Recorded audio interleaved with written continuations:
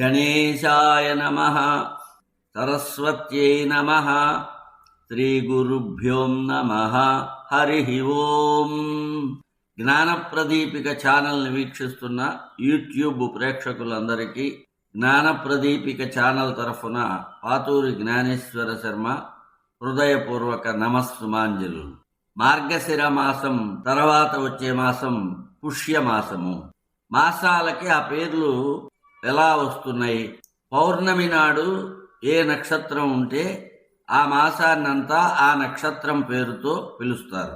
ఉదాహరణకి పౌర్ణమి నాడు కృత్తికా నక్షత్రం ఉంటే ఆ మాసం కార్తీక మాసం. పౌర్ణమి నాడు మృగశిర నక్షత్రం ఉంటే ఆ మాసం మార్గశిర మాసం.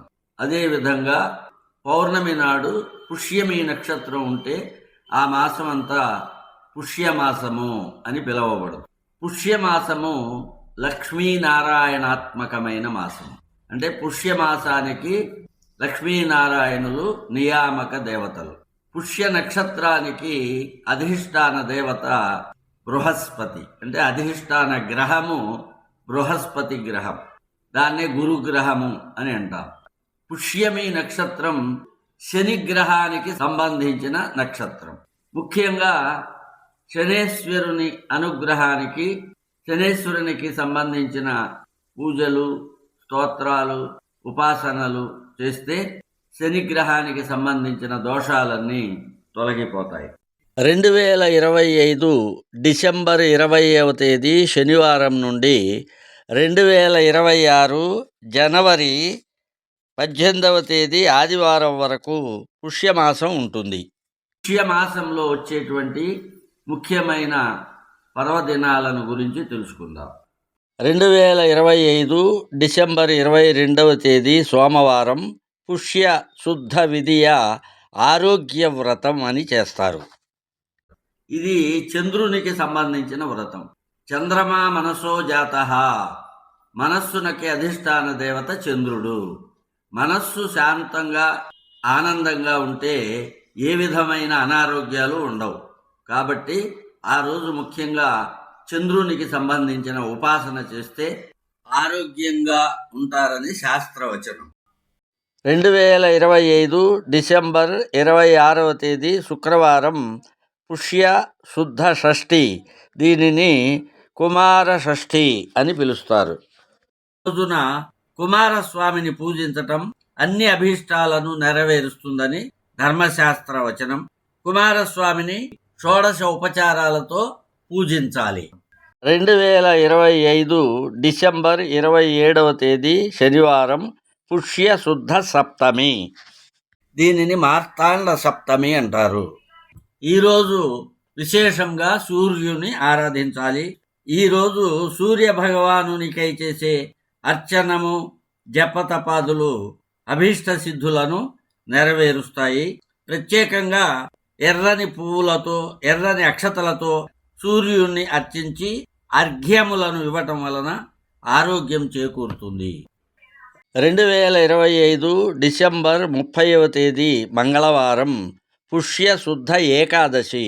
ఈరోజు 3 ముఖ్యమైన పర్వదినాలున్నాయి. వైకుంఠ ఏకాదశి, దీనినే ముక్కోటి ఏకాదశి అంటారు. పుత్రదా ఏకాదశి, మరి ఒకటి రైవత మన్వాది. ధనుర్మాసంలో వచ్చే శుద్ధ ఏకాదశి వైకుంఠ ఏకాదశిగా ప్రసిద్ధి చెందింది.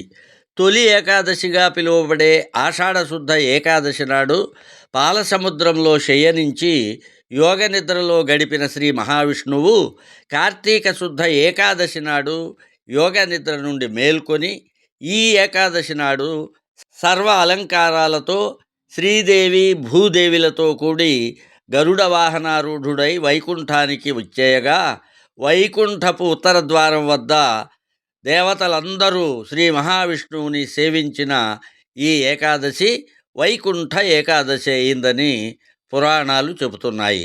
వైకుంఠ ఏకాదశి రోజు విష్ణు ఆలయాలలో ఉత్తర ద్వారాన్ని తెరిచి ఉంచుతారు.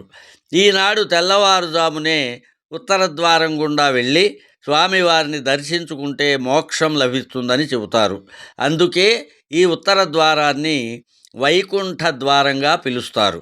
ఈ వైకుంఠ ఏకాదశి నాడు 33 కోట్ల దేవతలు భూమికి దిగి వస్తారట. అందుకే ఈ వైకుంఠ ఏకాదశిని ముక్కోటి ఏకాదశి అని కూడా పిలుస్తారు. ముక్కోటి అనేది 33 కోట్లకు సంగ్రహ రూపము. ఈ ఏకాదశి నాడు ఉపవాసం ఉండి విష్ణువును పూజించి రాత్రి జాగరణ చేసి మరునాడు ద్వాదశి ఘడియలు ఉండగానే విష్ణు పూజ చేసి నైవేద్యం సమర్పించి ఏకాదశి వ్రతాన్ని పూర్తి చేయాలి. ఈ విధంగా చేయలేని వారు ఈ వైకుంఠ ఏకాదశి రోజున కనీసం విష్ణు పూజ, విష్ణు ఆలయాలను దర్శించటం, విష్ణు సహస్రనామ స్తోత్ర పారాయణ, విష్ణు సంబంధమైన స్తోత్రములను పఠించటం లాంటివి చేయటం మంచిది. కాగా ఏకాదశి వ్రత ప్రాశస్త్యాన్ని పరమశివుడు స్వయంగా పార్వతికి చెప్పినట్లు పద్మపురాణం చెబుతోంది. ఈ ఏకాదశిని పుత్రదా ఏకాదశి అని కూడా అంటారు. ఈ వ్రతం ఆచరించటం వలన సత్సంతాన భాగ్యం కలుగుతుంది. రైవత మన్వాది అంటే రైవత మన్వంతర కాలం ప్రారంభమైన రోజు. ఆ రోజు ముఖ్యంగా పితృ శ్రాద్ధాదులను చేయటం శ్రేయస్కరం.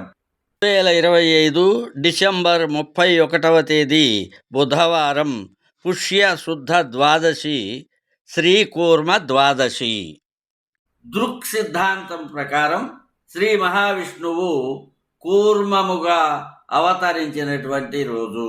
2026 జనవరి 6వ తేదీ మంగళవారం పుష్య బహుళ చవితి, సంకష్టహర చతుర్థి. విఘ్నేశ్వరుని అనుగ్రహం కోసం చేసేటువంటి వ్రతం. ఈ వ్రతం వలన అనుకున్న పనులు తప్పక నెరవేరుతాయి అని నమ్మకం. 2026 జనవరి 7వ తేదీ బుధవారం పుష్య బహుళ పంచమి, త్యాగరాజస్వామి ఆరాధన. త్యాగరాజు ప్రస్తుతం తమిళనాడు రాష్ట్రంలో ఉన్న తంజావూరు జిల్లాకు దగ్గరలో ఉన్న తిరువారూర్ అనే గ్రామంలో 1767 మే 4వ తేదీన జన్మించారు. త్యాగరాజస్వామి తల్లిదండ్రులు కాకర్ల రామబ్రహ్మం, కాకర్ల సీతమ్మ. వీరికి ఈయన 3వ సంతానం. వీరు మొలకనాడు తెలుగు బ్రాహ్మణులు, భరద్వాజ గోత్రీకులు, త్రిలింగ వైదికులు, ఆపస్తంభ సూత్రులు. ఈయన త్యాగయ్య, త్యాగబ్రహ్మ అనే పేర్లతో కూడా ప్రసిద్ధుడు. రామభక్తుడు, వాగ్గేయకారుడు.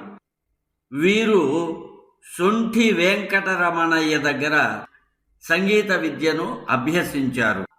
త్యాగరాజస్వామి వారు సుమారు 800 కృతులను రచించారు. దాదాపుగా అన్నీ మాతృభాష అయిన తెలుగులో రచించినవే, కొన్ని సంస్కృతంలో రచించారు. త్యాగరాజస్వామి వారు 1847వ సంవత్సరం జనవరి 6వ తేదీన తన 79వ ఏట పుష్య బహుళ పంచమి నాడు వైకుంఠ ఏకాదశి రోజున శ్రీరామచంద్రునిలో ఐక్యం చెందారు.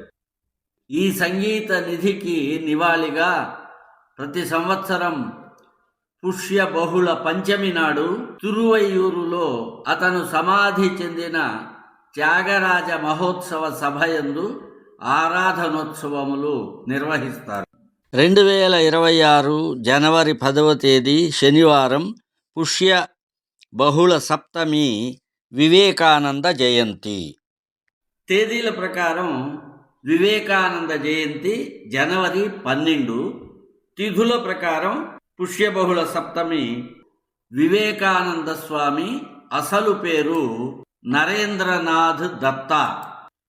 పశ్చిమ బెంగాల్లోని కోల్కతాలో 1863 జనవరి 12న విశ్వనాథ్ దత్త భువనేశ్వరి దంపతులకు జన్మించాడు. శ్రీ రామకృష్ణ పరమహంసకు ప్రియ శిష్యుడు.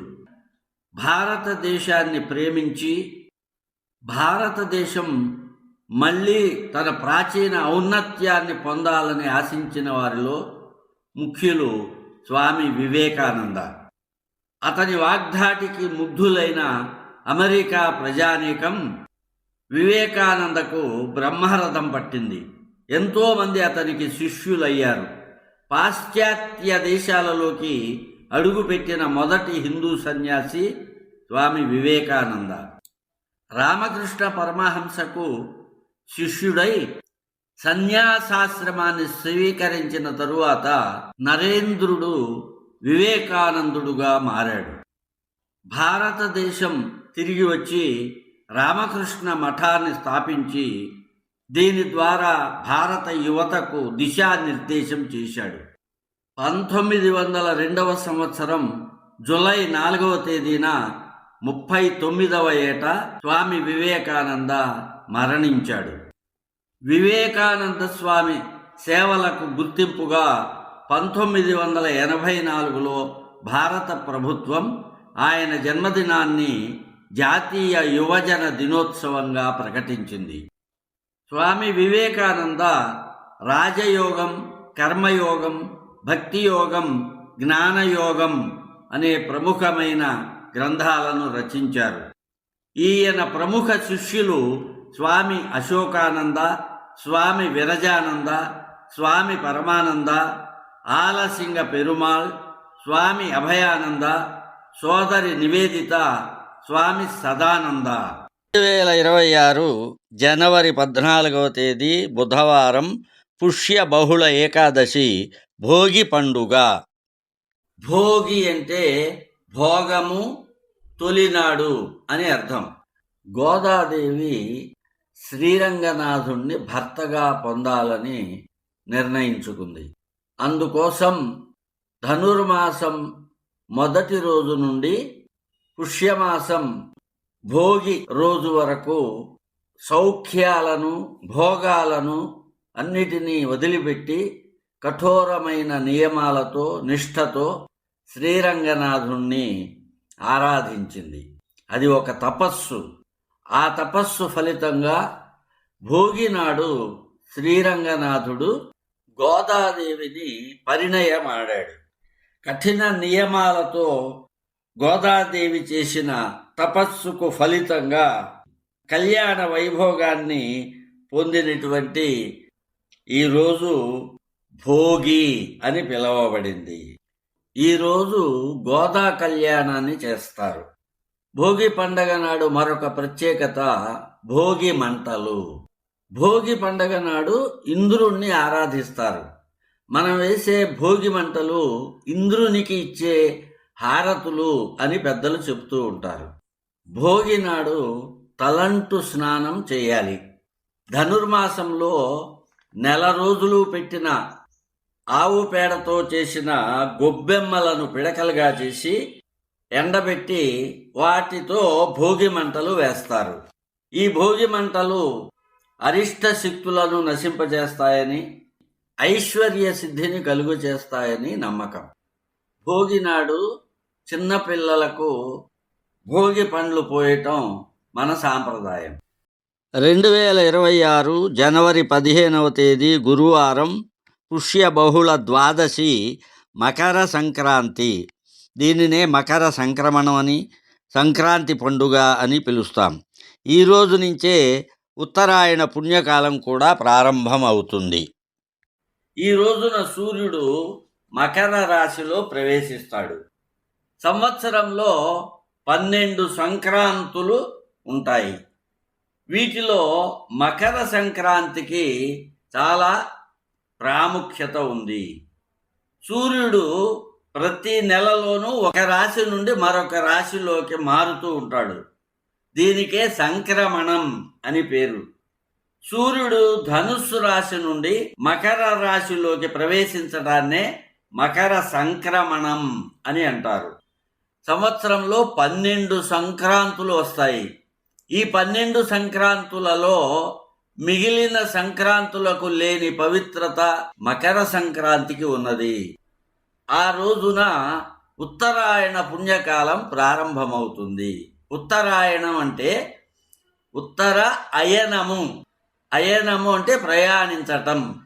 ఉత్తర అయనము, సూర్యుడు ఉత్తర దిశకు ప్రయాణాన్ని ప్రారంభిస్తాడు. అది ఎంతో పవిత్రమైనటువంటి కాలమని శాస్త్రములు చెప్తున్నాయి. ఉత్తరాయణ పుణ్యకాలం 6 నెలలు ఉంటుంది. జనవరి 15వ తారీఖు నుండి జూలై 14వ తేదీ వరకు ఉంటుంది. ఉత్తరాయణ కాలంలో మరణించిన వారు పుణ్యలోకాలకు వెళ్తారని అంటారు. భీష్ముడు ఉత్తరాయణ పుణ్యకాలం వచ్చేదాకా ఆగి దేహత్యాగం చేశాడు. ఈ రోజున చేసే మంత్ర జపము, ధ్యానము, పారాయణాలు, దానాలు మొదలైనవి ఉత్తమమైన ఫలితాలను ఇస్తాయి అని శాస్త్రం. పితృదేవతల తృప్తికై తర్పణాదులు చేయటం వల్ల వారికి ఉత్తమ గతులు కలుగుతాయి. వంశాభివృద్ధి, సుఖ సంతోషాలు కూడా కలుగుతాయి. ఈ రోజున నువ్వుల్ని ఏదో ఒక రూపంలో తినాలి అని శాస్త్రవాక్యం. 2026 జనవరి 16వ తేదీ శుక్రవారం, పుష్య బహుళ త్రయోదశి, కనుమ పండుగ. ఇది ముఖ్యంగా రైతులకు సంబంధించిన పండుగ. 2026 జనవరి 17వ తేదీ శనివారం, పుష్య బహుళ చతుర్దశి, ముక్కనుమ. ఇది పశువుల పండుగ. ముఖ్యంగా గోవులను, ఎద్దులను అలంకరించి పూజిస్తారు.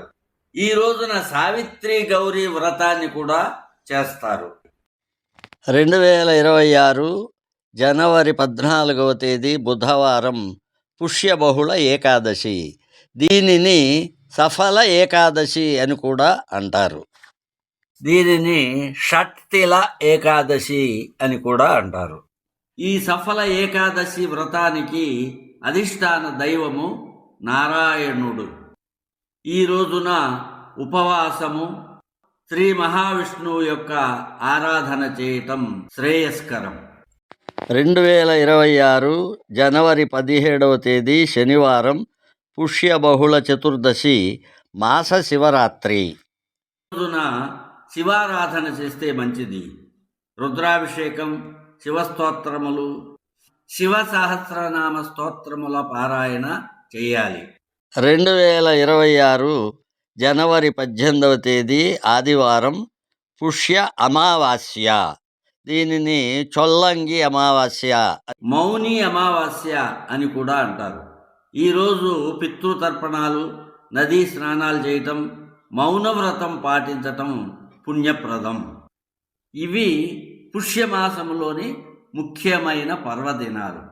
ఆయా రోజుల్లో ఆ పర్వదినాల అధిష్టాన దేవతలకు సంబంధించిన ఆరాధనలు, స్తోత్ర పారాయణలు, మంత్రజపములు మొదలైనవి చేసి ఆ దేవతల యొక్క అనుగ్రహాన్ని పొందుదురుగాక అని ఆశిస్తూ, పుష్యమాసము మనందరికీ సుఖశాంతులను కలుగచేయాలని, పుష్యమాసానికి నియామక దేవతలైన లక్ష్మీనారాయణులను ప్రార్థిస్తూ స్వస్తి స్వస్తి ప్రజాభ్యః పరిపాలయంతాం న్యాయేన మార్గేణ మహిం మహీషః గోబ్రాహ్మణేభ్యః శుభమస్తు నిత్యం సమస్తలోకాః సుఖినో భవంతు.